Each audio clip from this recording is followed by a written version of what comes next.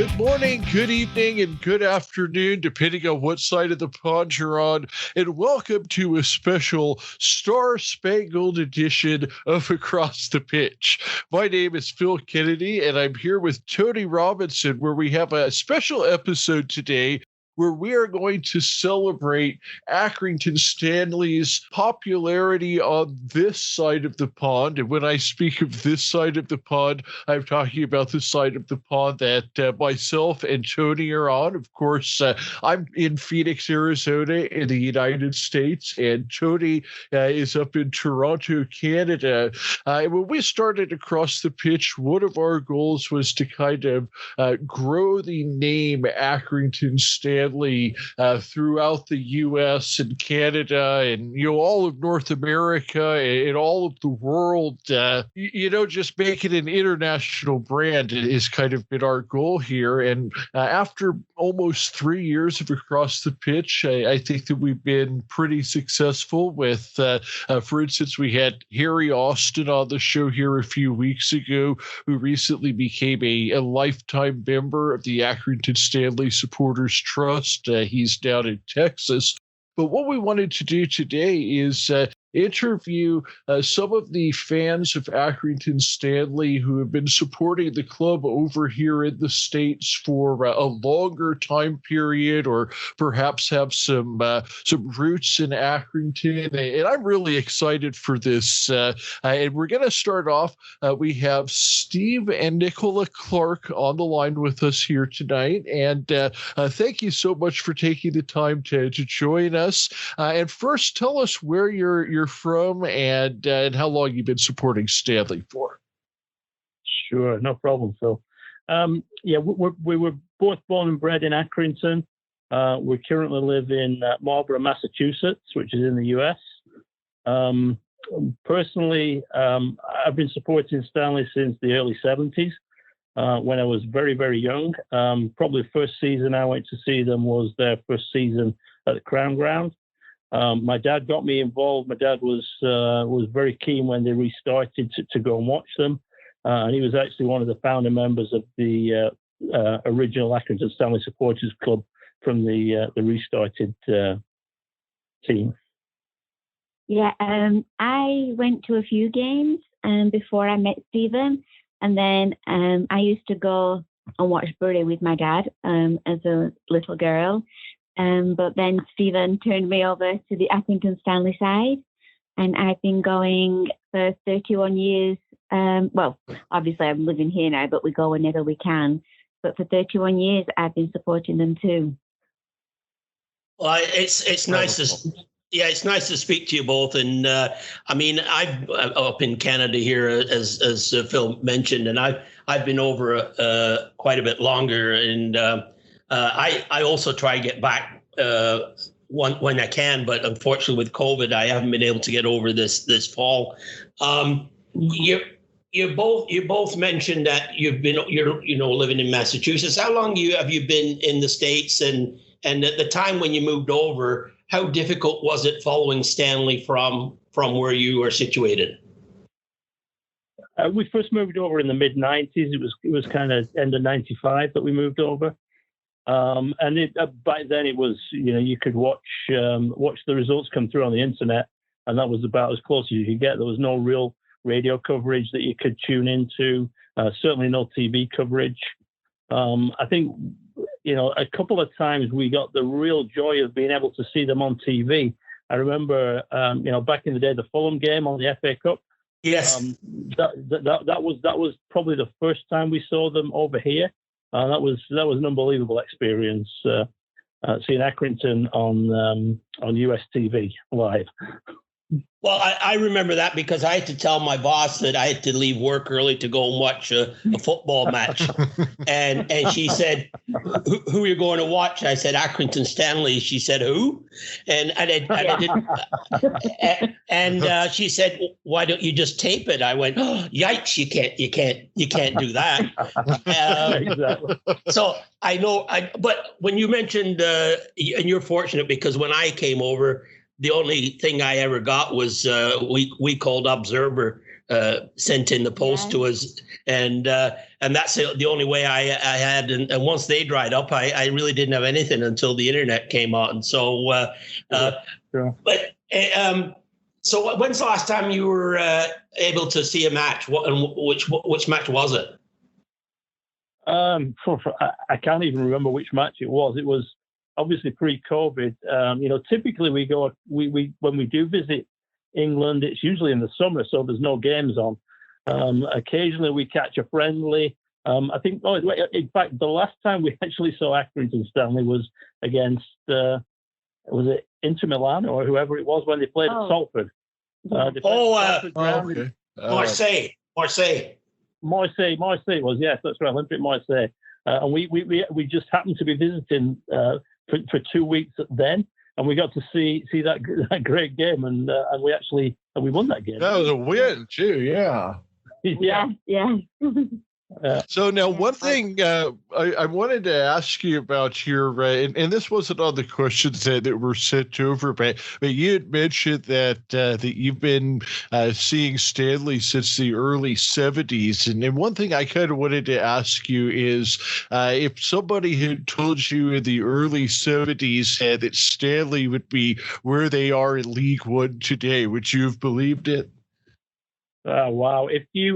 If you'd seen Accrington Stanley's ground and the whole, how many people were involved with the club at that point, you would say no way. It was at best a high-level pub team. That's not being disrespectful at all to them.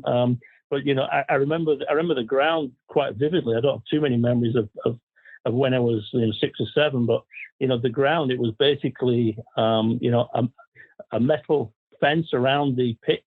And a very rickety-looking small wooden clubhouse, and then there was a very dodgy-looking stand, which that was the original cowshed.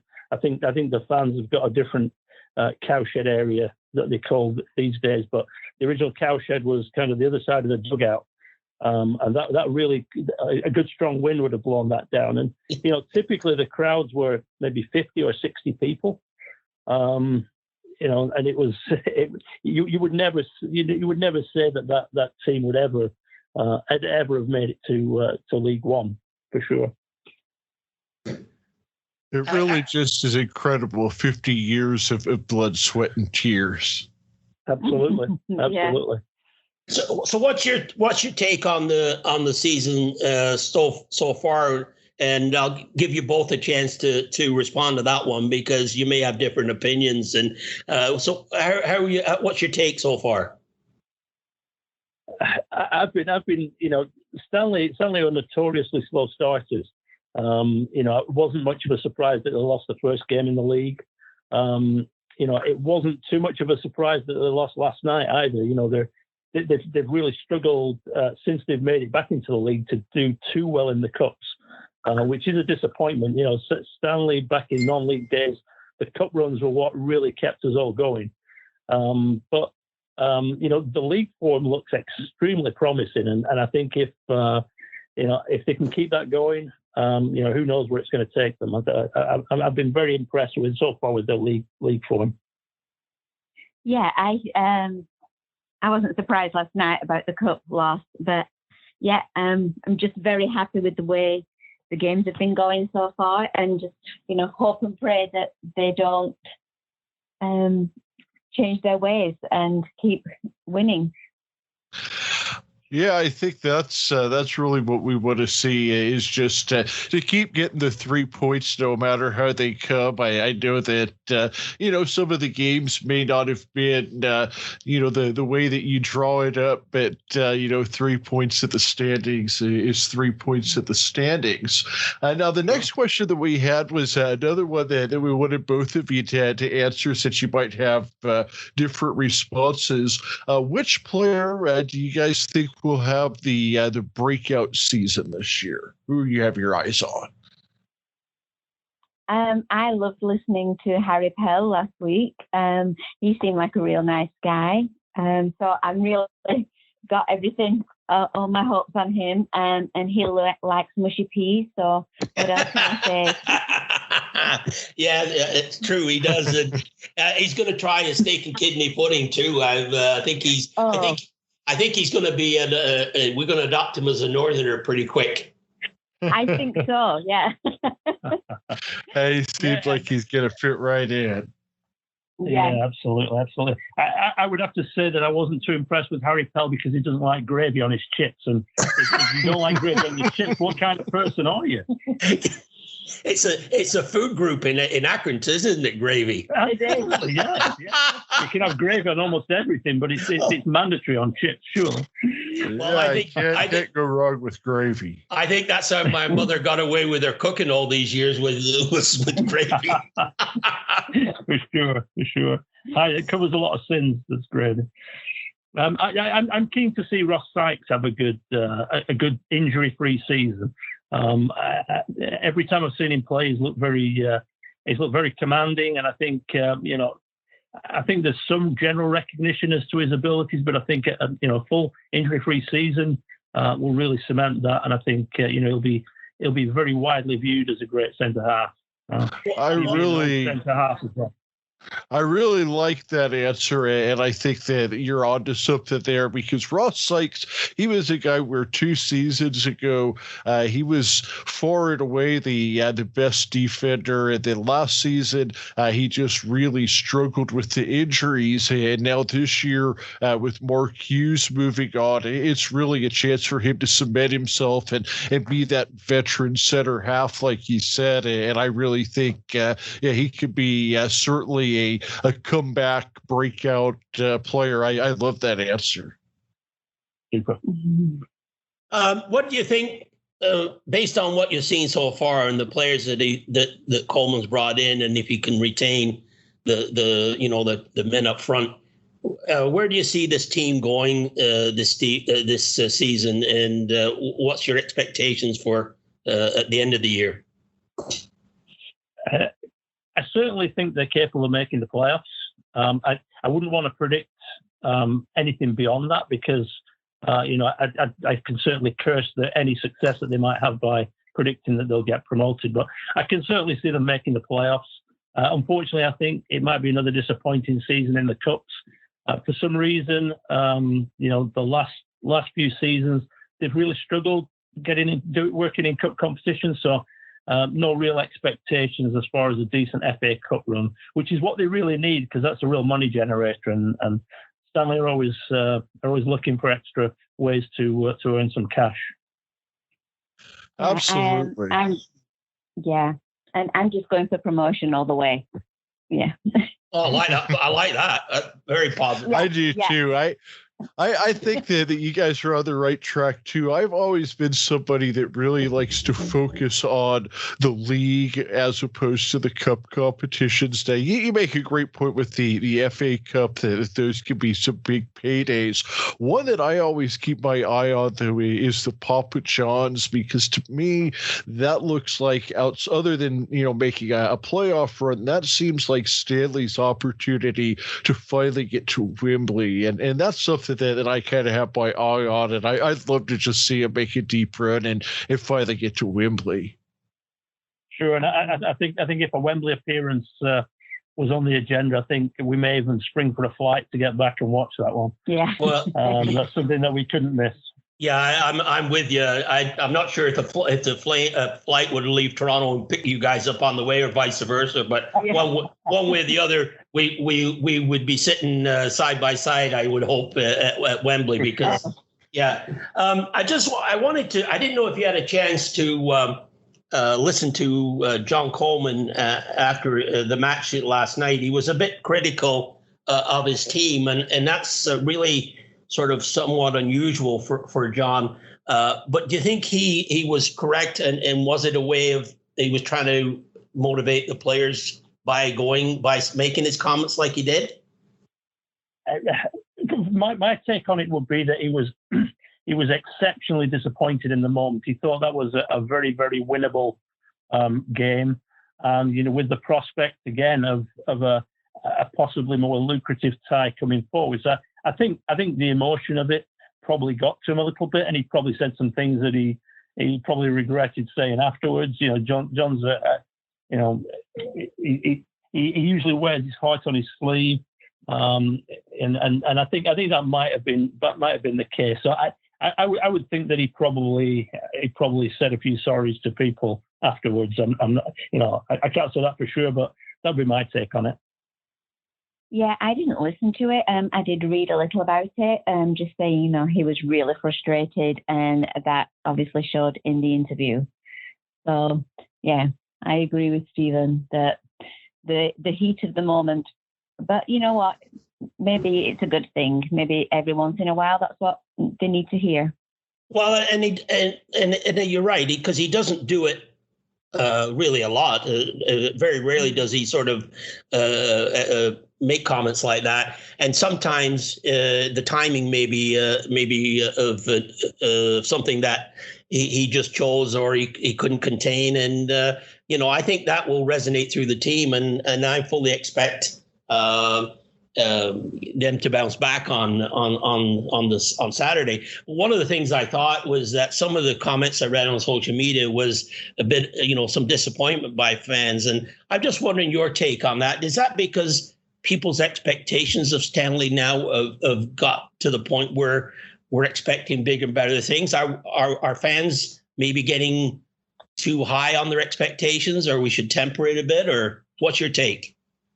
Personally, I think we should have won that game. It was Oldham Athletic are a club in some turmoil, and I think Stanley certainly had the quality in the side that they put out to win the game. I think John's a passionate guy, and I think he's absolutely perfect for Stanley. Stanley are very lucky for the situation that John comes from. He's not a fashionable manager. So that's probably why he's not managing the Premier League. I think if he'd have played league football consistently in his playing days, that would have been name recognition to get him a Premier League gig.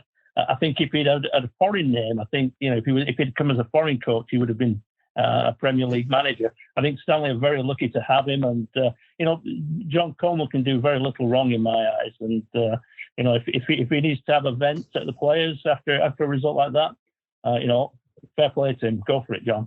Yeah. Couldn't have said it any better. I think that what you guys are getting at is that John Coleman, I think one of his kind of go-to phrases is, not to get too high after a win, not to get too low after a loss. So for him to be that upset after a loss, it really is out of character. And to me, you have some of these managers out there where, every time they lose a match, Jose Mourinho comes to mind, and John Coleman is just not that personality at all. Yeah. And what that really means to me is that when he does have a moment like that, it's going to resonate more with the team. Where I think, like you guys said, I think this is going to get ultimately a good reaction. The guys are going to bounce back, and I think I've always been somebody that kind of takes cup competition results with a grain of salt, because to me, it's all about the league. And here in Phoenix, Arizona, I think back to 2 years ago where we have the U.S. Open Cup, which is kind of the U.S. version of the FA Cup. And Phoenix Rising had a very similar match where they ended up losing in penalty kicks to New Mexico United, who's a bit of a rival of ours. And people, were, kind of thought the sky was falling after that game. And I said, look, I would rather focus on the league. What ended up happening, New Mexico United did go on a nice run in the cup competition. They won like 2-3 more games and ultimately fell short of the cup. What ended up happening, though, is those extra 3 or 4 games they played tired them out. They ended up finishing 7th of the table, where Phoenix, after losing that cup competition, they turned around, won 20 league matches in a row and finished first. So, I will lose that cup match and take the first place in the league all day long. Sure, yeah. You need a big squad to really push on several fronts, and I think Stanley is still trying to fill out their squad. they're still looking for a couple more people. So I think it probably is a good thing. It's just, when you think that, I think I'm probably similar to John Coleman. If it's a team I support, I want them to win every game. So it's kind of frustrating when they don't win the games they should win. Yeah, and I feel that people were criticizing yesterday. Stanley is just, when you're a fan, you're passionate about it. It's personal, and you want them to win. You want them to do everything, and you believe in them. I know a lot of supporters say that for other teams, but I really think it's a more personal thing with Stanley, and you want everything for them. Yeah, well said. I totally agree with that. I totally agree. I have one last question, and this is for you, Steve, and you might know the source of this question when I ask it. Is do you remember the strict colors of the pub team you played in, Park Inn? Park Inn. They were playing green and yellow or something like that. Green and yellow stripe. Was that like the Mighty Ducks or the Green Bay Packers? This is what I got, and it's from your good friend Darren, who passes on, and he said it was green and yellow striped tops, orange shorts, blue and white hooped socks. Wow. Yeah. I mean, I can't see. I can't see any Premier League team turning out in that. No, it was specially designed to be horrendous. I remember that. I can tell you a quick funny story about the Park Inn if you've got time. Yeah. I didn't actually play for them too many times. I was in the Navy back then, and so I was kind of coming back at weekends occasionally. But I remember I did play one game, and I wasn't registered, so we always had kind of a secret name registered. We actually had somebody called Kentucky registered as our spare player in case somebody turned up for the game, and I scored an own goal. So it was an own goal by Kentucky. I don't think that made Darren's book, but it should have. Yeah.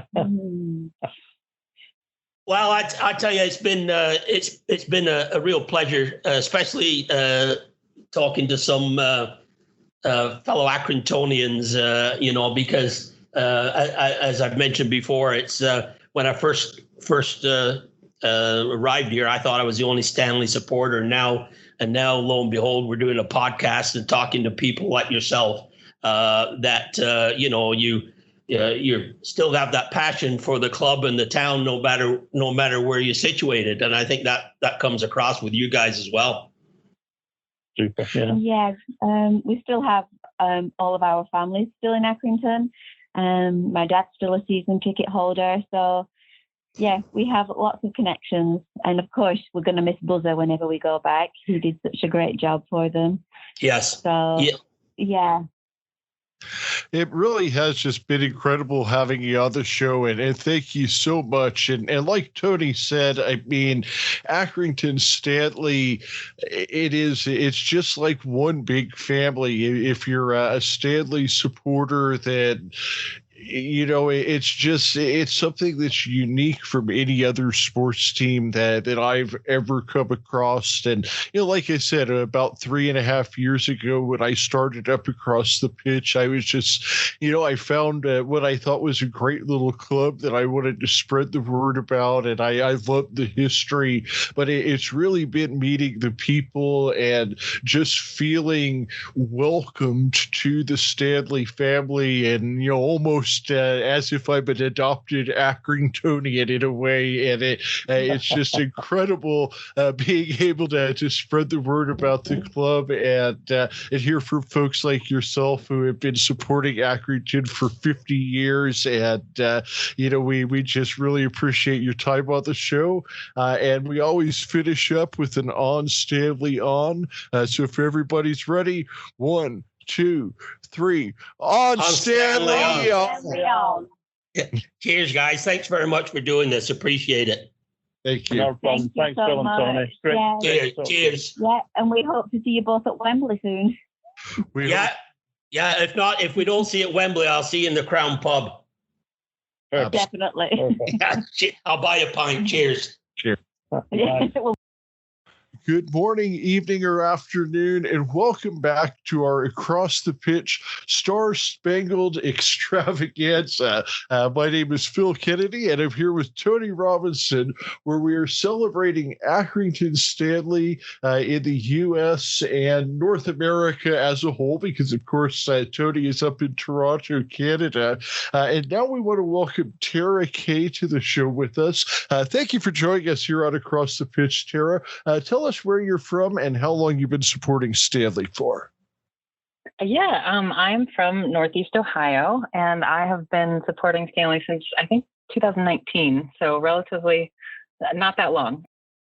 Well, I think that we started following around the same time then. Yeah, it was mostly toward the end of 2019. Hi, Tara. This is Tony, and it's a pleasure to speak to you. I've heard your name mentioned by Dan Jewell on iFollow, so it feels like we know you already because you get a mention along with Harry in San Antonio. So it's always kind of nice to hear your name and get a shout out. Can I ask? I'm always interested when you somebody like where you're situated in Northeast Ohio. How did you come to follow Stanley? Yeah, well, I grew up in Northeast Ohio, about a half hour outside of Cleveland. And so I grew up as a Cleveland sports fan. And I played basketball growing up. But then when I had kids, they decided to play soccer. So I got interested in soccer, watched them for years.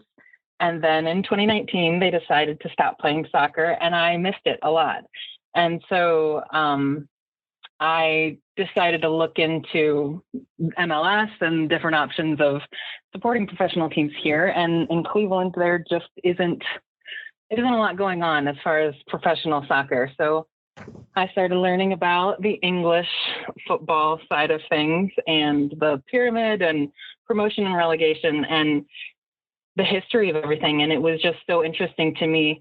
And I felt like adding that promotion and relegation thing to everything made it so much more exciting. So I started looking for a team. And being a Cleveland sports fan is not the easiest life to live. So a lot like being a Phoenix sports fan. Yeah. It's a different experience. So, I grew up supporting underdogs and being loyal to my teams no matter what. And so as I was learning about different teams' histories, I came across Stanley, and I loved their story. And honestly, once I got far enough into learning about them and I saw the infamous milk commercial, I knew it felt like Cleveland to me. It felt like, I knew what it was like to be made fun of, to be the butt of a joke and to support your team no matter what. And so I felt like it got to my heart, and I decided to follow them. Well, and you mentioned underdog, and I mean, obviously with the Cleveland Browns, and people over this side of the pond will know, obviously, the dog pound, and then you look at Stanley being an underdog, and there are some similarities, I think, from what you're saying, and the fact that you can. And I think this is, you mentioned the promotion relegation. I think that's a big differentiator to watching sports over in England, because you can see your team move up or move down and see different teams and how they fare against them. And that was part of the appeal for you, I guess. Yeah, definitely. I mean, I have also since then, I did live for a few years in the Cincinnati area. So I've been kind of following Cincinnati's new soccer team. And it's a struggle because following them through the season, it feels like it's once you get far enough down on the list, there isn't as much interest and there isn't as much enjoyment to those games, knowing that you're not going to be the top. So when you have the situation where you're striving to be the top, but you're also striving really hard not to be the bottom, it just adds a whole different dimension to the sport.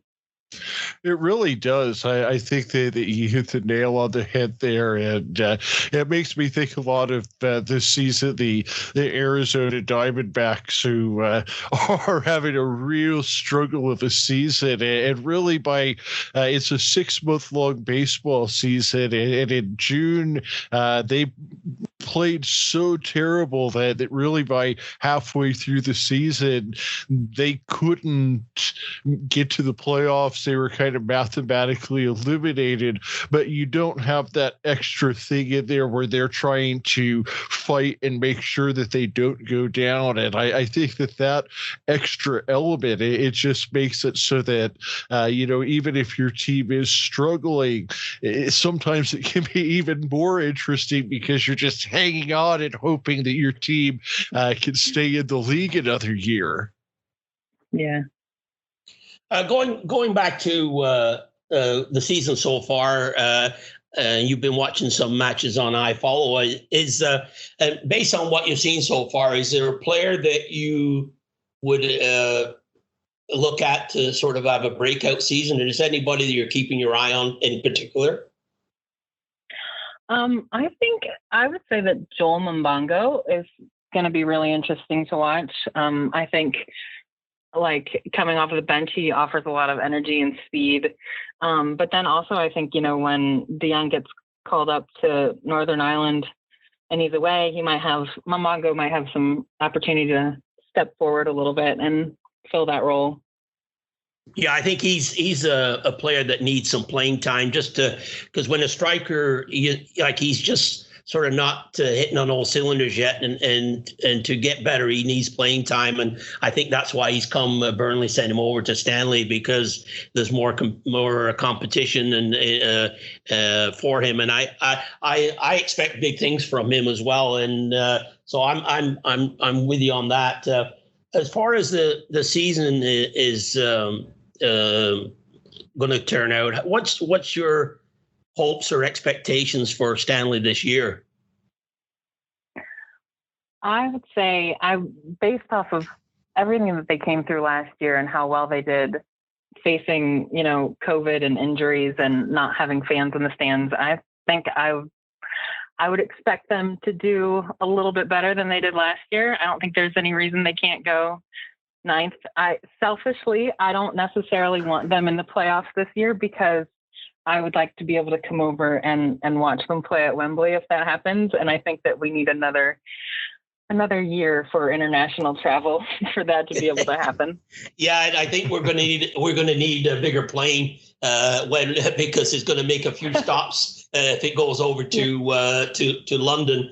Because I don't know of anybody who is a Stanley fan this side of the pond that would not want to be at Wembley. To see them play there, and if it's a playoff final, so be it.